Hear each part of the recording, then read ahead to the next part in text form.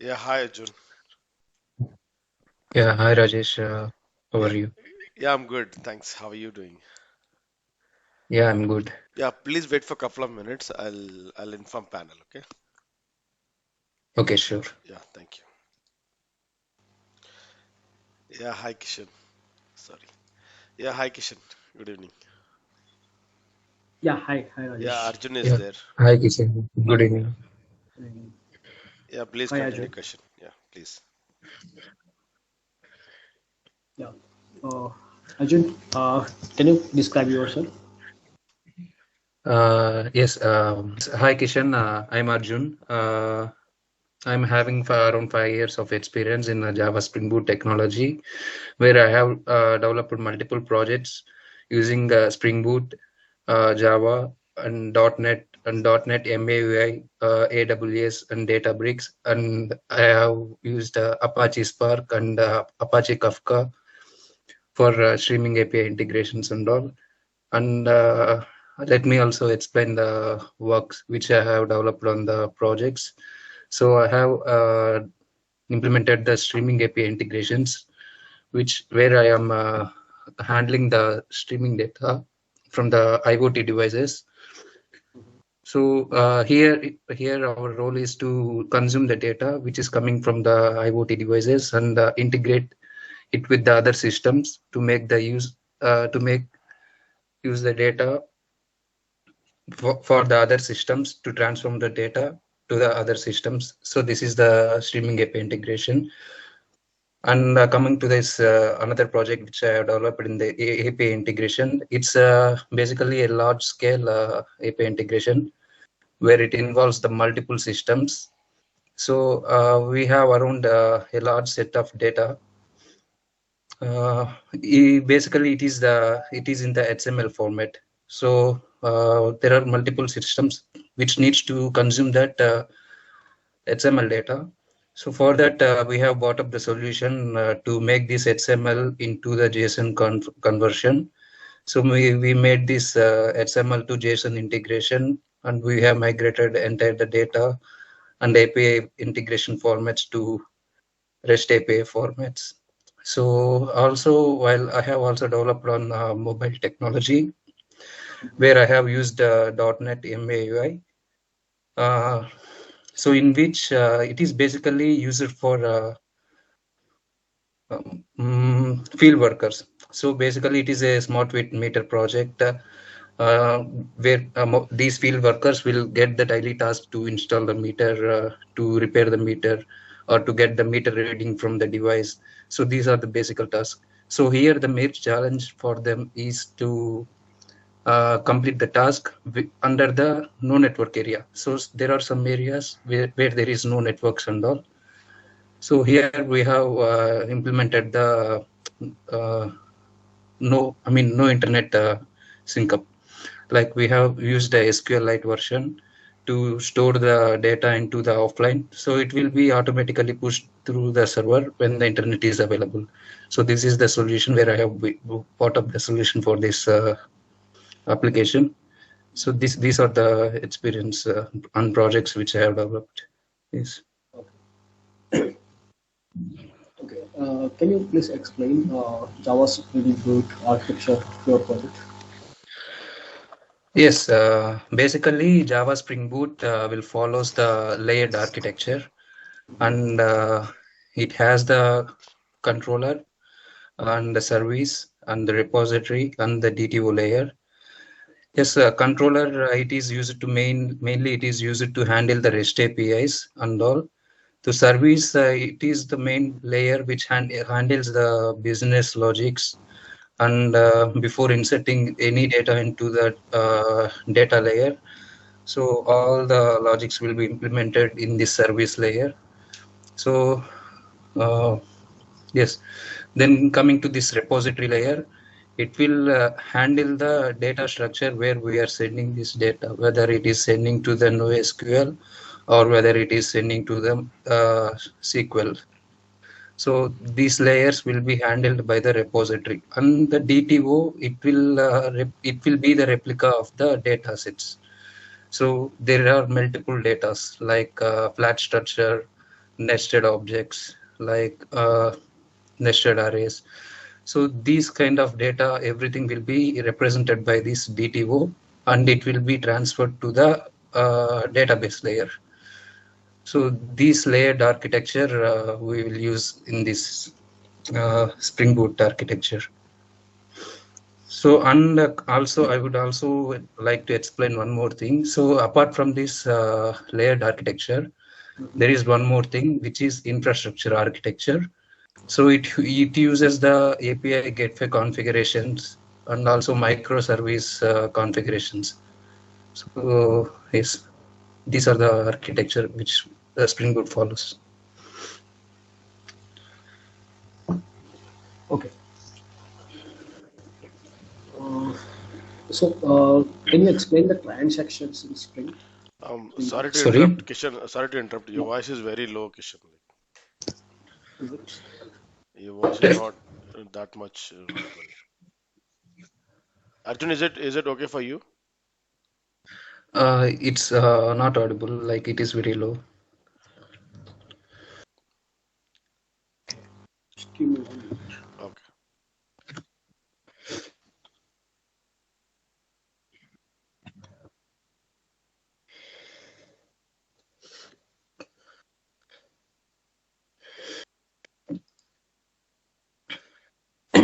I have some issue with my microphone. Okay, is it fine now? Yeah, it is better now. Yeah. Yes, working. it is okay. Okay, so okay, where we are actually, yeah. So I want to know, like, I was asking, can you explain the transactions in Spring Boot, like how the transactions will work? Yes, sure. I have also used these transactions in my project while developing this bill summaries project. So basically, these transactions can be used in the Spring Boot by using direct transactional annotation. Mm-hmm. So it basically used to reduce the fault tolerance of the transaction, or else if any duplicate transactions coming to the request, then it will be handled smoothly. And this annotation has also holds the attributes which mentions the who is sending this request and how much he is sending the values and all. And also it holds the API configuration details. So this is the attributes which this transaction annotation will hold. Mm-hmm. So this is how I have implemented in my projects. Why we use transactions? Yes, to make the like for example, if we are doing any payment kind of request with the REST API. Mm-hmm. So while communicating with the service layer, before getting the data from the data layer, so we use this annotation as a transactional annotation to filter the request which is coming from the user, to make the fault tolerance of the transaction to secure it. Okay. Yes. What is the difference between the REST template and web client? Yes, sure.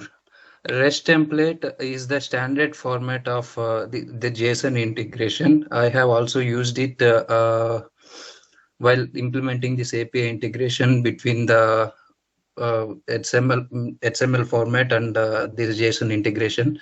So basically, web client will support both converting the XML format into the JSON format, and the REST template will also will only supports the JSON format of JSON format. So this is the what I have implemented in the project.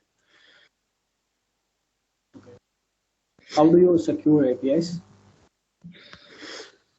Yes, we can secure the APIs using JWT tokens.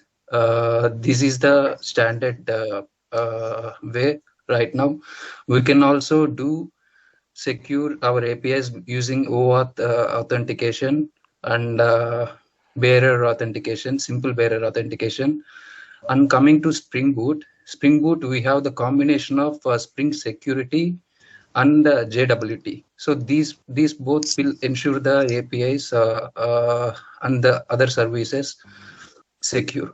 So additionally, apart from these authentication, we also can make this more secure by using the role-based and the permission-based. So we also can filter this request by using the roles-based and also by permission-based. So additionally, if we go to this networking layer, so we can also secure these services by using coarse annotation. So this coarse annotation behavior is to avoid the requests which are coming outside of the organization. So it will allow the requests which are dedicated and which are registered in the services. So this is how I will secure the API gateways. How did you implement JWT authentication? Yes, there is a library called JWT-IO. So if we implement that JWT library in our system, so we can be able to get the payload which holds the token, and along with the headers values, there is one algorithm called H256 algorithm. So based upon the algorithm, the security levels of this token will be implemented. So the standard level is the H256 algorithm. So along with that one, we also have the session validity date with the JWT token. Yes, if we required, there is one more specialty in this JWT token that we can add. We can also add multiple fields. Like previously, I have mentioned, we can mention the role or permission based. Let's suppose, for example, we are sending the payment to some third-party services. So generally, users cannot be able to send those requests naturally. So we can implement the permission role to that particular token. So only the manager level position or else the admin level positions which are configured in the token, they only can able to send the request. This is the additional feature which the JWT token will serve. Yes. Okay. Can you explain how do you define the roles, database design, and the architecture of that roles and management? Sorry, could you please explain again? Can you define the roles and permissions? How do you design the database for that? How the roles and authorizations works? Okay. So you mean, are you asking up to this database level, or are you asking it in the API gateway level? Both. I haven't configured it in the database level, so I can brief you how we can configure it in the API gateway level. Okay, in Spring Security, while developing some static layers, like there are some internal mechanisms which the API, let's suppose I have previously, according to my project, I will explain this scenario. Okay. So according to my project, the API integration layer has the data conversion values. So these data conversion values can be authorized by only our internal team. So in this case, we can statically configure the who needs to access these APIs and all in the Spring Security layer. So in this Spring Security layer, we will create a configuration and we will put the configuration while running this service.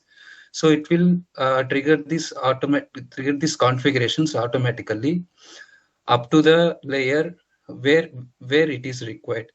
So upon there is another layer, secondary layer, where the other users can also able to access this application.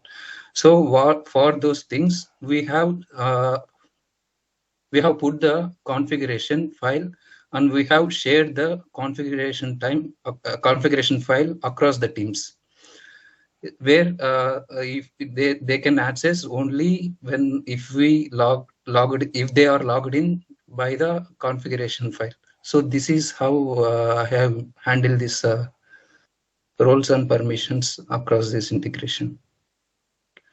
Okay. Yes. Okay. In your projects, you mentioned that you have experience with Kafka, right? Yes, sure. So can you elaborate what is Kafka and what is the use of Kafka? Yes, basically, there are two types of streaming integrations, like streaming data, which comes from the Kafka. So Kafka, like for example, we are daily using this WhatsApp application. So what are the messages we are sending or receiving right now? It will be in the sequential messaging order. So this messaging order will be handled by either Kafka or RabbitMQ. So these data cannot be stored into the database level. So if it is stored into the database level, then the data will be the huge. So these Kafka, so that is why Kafka has been implemented. So while coming to my project and my experience, I have used Kafka in the second approach, which is IoT devices, which is for the IoT devices. So yes, these there are some IoT devices which will send the data to the Kafka server, and there will be the internal data conversion, which is internally handled by the Kafka.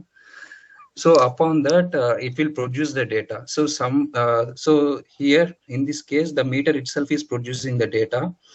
And here we will put the configuration which is as a Kafka consumer. So our Spring Boot application is also supports the annotation which is Kafka consumer.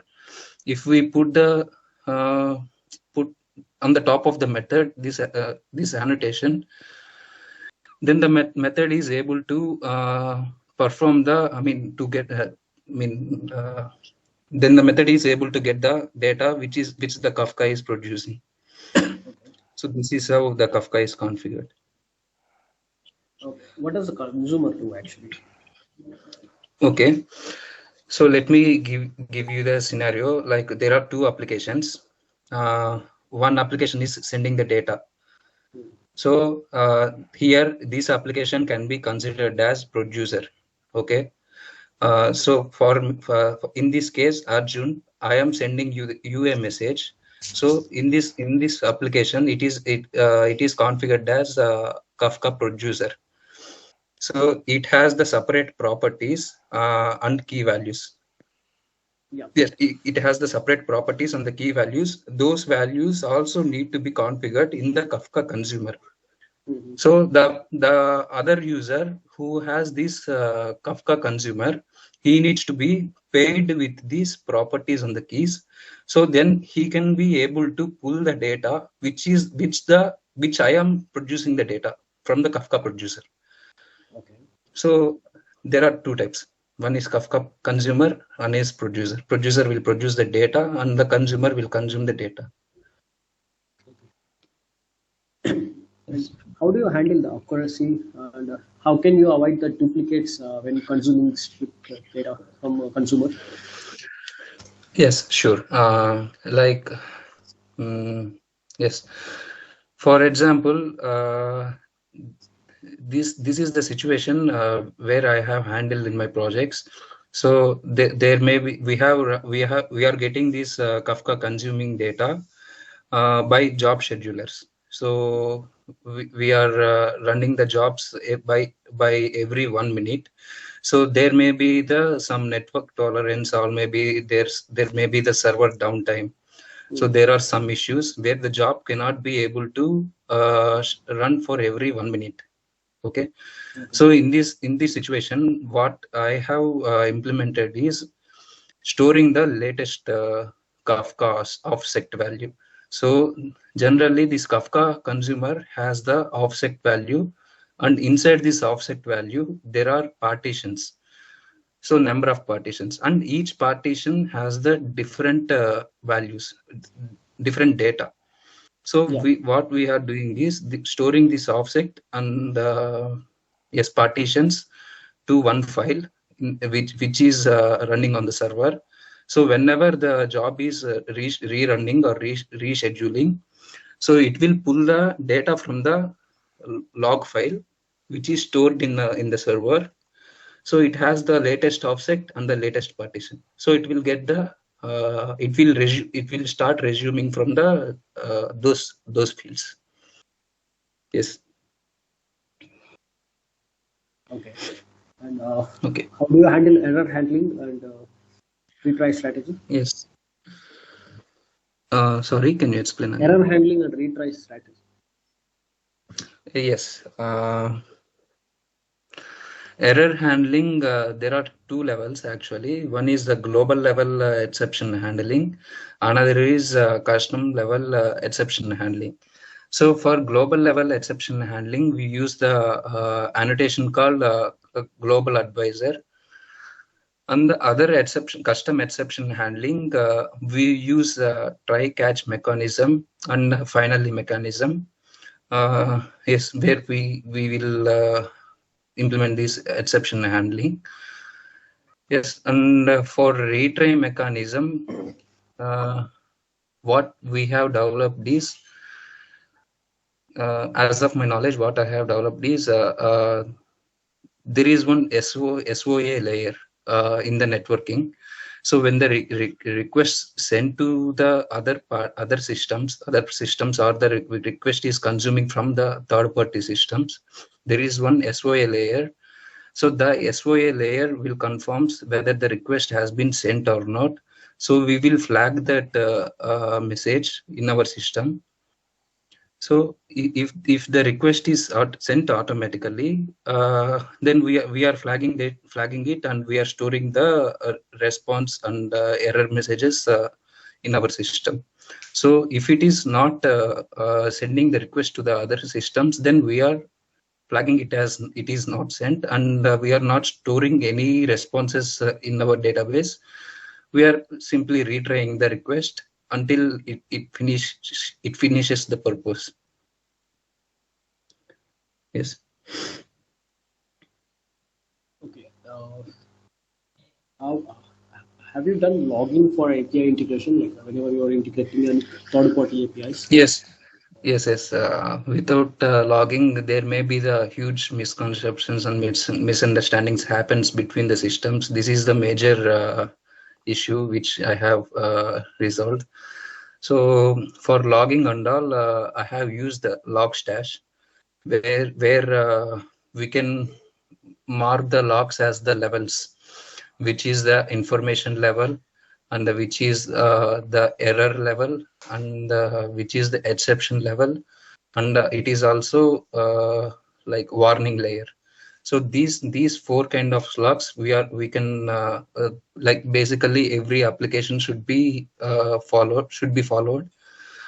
And also the specialty in this Logstash is that we can able to search the particular log by the keyword. So this is the specialty of this Logstash. Okay. Have you ever done XML to JSON conversion? Yes. Basically, I have worked. Sorry. How you have done that XML to JSON conversion? Yes, I have did the XML to JSON conversion. How did you do that? Yes, basically, XML also can be called as SOAP services. So in our scenario, there are multiple systems which are using the old XML format services. So to serve the data to the other integrations, other systems, these XML are not according to the standards, and they are also not able to follow all the network standards. So this is why we have choose the JSON integration. So for converting the XML to JSON, we use the two main layers. Like one is the SOAP service layer. In the SOAP UI, we can able to see the clear payload of the service. And while in the Postman, we can also see the both XML and JSON format of the service. So this is how we have marked the data layers, and we have done this integration. Yes. Can you explain any one of the biggest challenge that you faced in your career, and how did you resolve that challenge? Yes. Yes. My biggest challenge, there are many challenges in my projects, which I can say that one is the Kafka integration, and another is this API integration, where the XML format payload is not standard. So let's think a task is coming from the other system, customer service system, which they are following the XML format. Okay. So JSON will be the always standard format. So in this situation, what let's say, for example, there is a task to create a task to create a change meter, a task to create a meter reading, a task to create a change to a postpaid meter to prepaid meter installation. So there will be the always standard JSON structure. So in the client side, they are sending the different structure every time. So there is no standard structure. So here what we have implemented is, we have implemented one data object to that request. So what are the other multiple fields which are coming to the JSON request? We are mapping it to the sub, what I can say is yes, the data list. There is one standard structure and there is another data list.